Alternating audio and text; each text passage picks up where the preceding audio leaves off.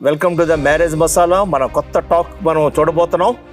ఇది మనము చూడబోతున్న మన కొత్త టాక్ ఏంటంటే కాన్ఫ్లిక్ట్స్, వివాదములు. ఏ వివాహం కూడా వివాదం లేకుండా లేదు. నాకు ప్రణితాకు మధ్య కూడా డిస్కమ్ జరుగుతుంటాయి. ఎందుకంటే బైబిల్లో మనం చూసినప్పుడు గొప్ప గొప్ప దైవజనుల కుటుంబాల్లో కూడా వివాదాలు జరిగాయి. దావీదు నా హృదయానుసరైన మనుషులే, కానీ wrong baggages even godly parents కూడా చెప్తుంటారు. మనం జాగ్రత్త పడాలి. ఇది ఎంతవరకు వాక్యానుసారం? ఎక్కువ శాతం భార్యాభర్తల మధ్యలో గొడవలు రావడానికి ఏంటంటే ఈ పెంపక బరువులండి.